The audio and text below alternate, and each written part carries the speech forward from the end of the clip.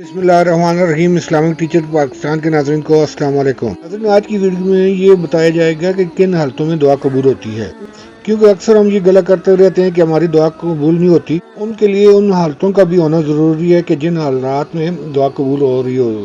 دعا کرنے والا ان حالتوں میں دعا کرے تو امید ہے اللہ تعالیٰ ضرور قبول فرمائے۔ نمبر 1، نماز کی اذان ہونے کے وقت، یعنی اذان سننے، اذان کا جواب دینے اور اذان کی دعا پڑھنے کے بعد دعا کرے۔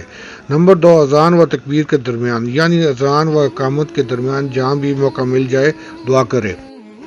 نمبر 3، جو شخص کسی مصیبت یا سختی میں گرفتار ہو، حی علی الصلاۃ اور حی علی الفلاح کے بعد دعا کرے، یعنی اذان کے وقت جب یہ کلمات ادا ہو رہے ہوں۔ نمبر 4، اللہ کی راہ میں صف باندھنے کے حالت میں دعا کرے، یعنی جہاد کے وقت۔ نمبر 5، جب گھمسان کی جنگ ہو رہی ہو اور ایک دوسرے پر حملے کر رہے ہوں، اس حالت میں دعا کرے۔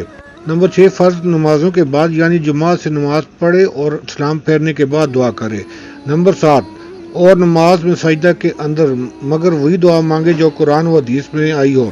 نمبر 8، قرآن کریم کی تلاوت سے فارغ ہونے کے بعد۔ نمبر 9، خاص کر ختم قرآن کے بعد، خواہ خود ختم کیا ہو خواہ کسی دوسرے نے۔ نمبر 10، خاص طور پر قرآن ختم کرنے والی کی دعا۔ نمبر 11، زمزم کا پانی پینے کی حالت میں، یعنی چائے زمزم پر کھڑے ہو کر پانی پیے اور دعا کرے۔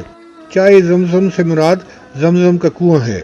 نمبر 12، مرنے والے کی جان کنی کے وقت خود مرنے والا بھی دعا کرے اور حاضرین بھی دعا کریں۔ اسی طرح میت کے پاس آنے کے وقت دعا کرے۔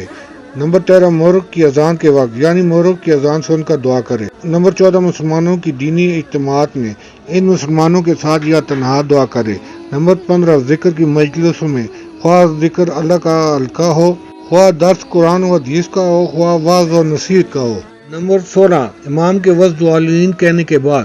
نمبر 17، میت کی آنکھیں بند ہونے کے وقت۔ نمبر 18، نماز کے اقامت تکبیر کے وقت۔ نمبر 19، بارش برسنے کے بعد۔ امام شافعی رحمۃ اللہ علیہ نے اپنی کتاب الف لام میں اس حدیث کو مرسلاً روایت کیا ہے اور فرمایا ہے کہ میں نے بہت سے علماء و حدیث سے بارش برسنے کے وقت دعا قبول ہونے کی حدیث کو سنا اور حفظ کیا۔ نمبر 20، امام جریر رحمۃ اللہ علیہ فرماتے ہیں، کعبہ مکرمہ کو دیکھنے کے وقت، خواہ مکہ معظمہ پہنچ کر پہلی مرتبہ دیکھے یا جس وقت بھی خانہ کعبہ پر نظر پڑے دعا کرے۔ ان حالتوں میں اگر دعا مانگی جائے تو ان حالتوں میں دعا کی قبولیت کا موقع اللہ تعالیٰ کے نزدیک زیادہ تر رہتے ہیں۔ ناظرین، اگر آپ کو آج کی میری ویڈیو پسند آئی ہے تو مہربانی کر کے دوسرے مسلمان بہن بھائیوں تک اس کو شیئر کریں تاکہ وہ بھی اس سے مستفید ہو سکیں۔ اگر آپ میرے چینل پر نئے ہیں تو میرے چینل کو سبسکرائب کریں، بیل آئیکن پہ آل کریں، کمنٹس میں اپنی رائے سے آگاہ کریں۔ شکریہ، اللہ حافظ۔